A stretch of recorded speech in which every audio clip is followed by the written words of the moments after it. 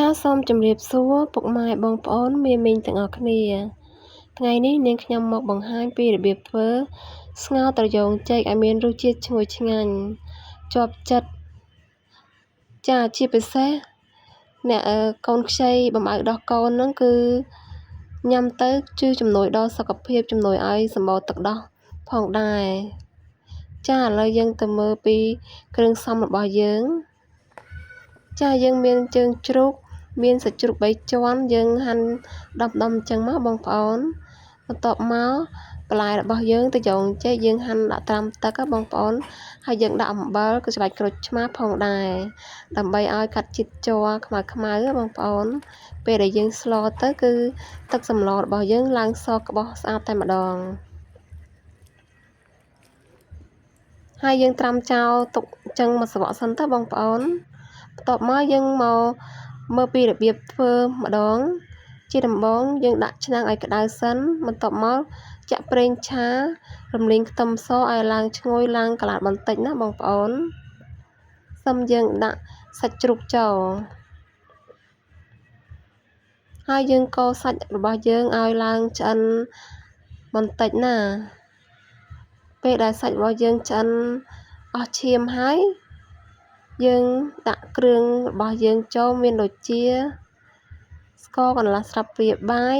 ប៊ីចេងកន្លះស្លាបព្រាបាយទឹកត្រីបន្តិចទឹកស៊ីអ៊ីវបន្តិចផងដែរហើយយើងកូរច្របល់វាពី3ត្រឡប់ទៅបងប្អូនដើម្បីឲ្យគ្រឿងរបស់យើងរលាយចូលជាមួយនឹងគ្រឿងហើយឡើងឈ្ងុយបន្តិចណាបន្ទាប់មកយើងដាក់បន្លែត្រយូងចេករបស់យើងចូលតែម្ដងទៅ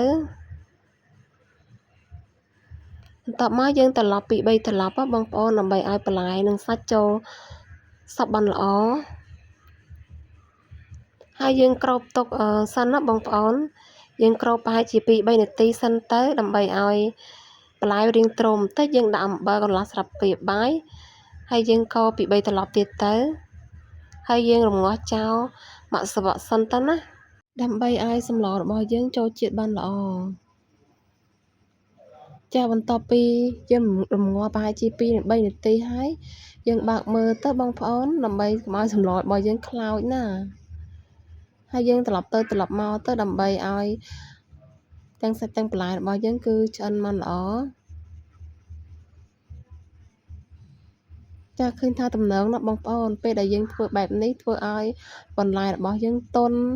មានរសជាតិឆ្ងាញ់ណាបងប្អូន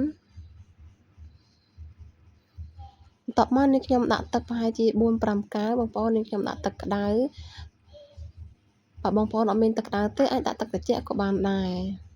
សម្រាប់នាងខ្ញុំដាក់ទឹកក្តៅដើម្បីឲ្យសម្លរបស់នាងខ្ញុំឆាប់ពុះបងប្អូនចាយើងដាក់ទឹកស្មានទៅមើលបន្លែមើលសាច់របស់យើងទៅយើងដាក់មកល្មមទៅដើម្បីយកទៅរំងាស់ឲ្យសាច់របស់យើងផុយណា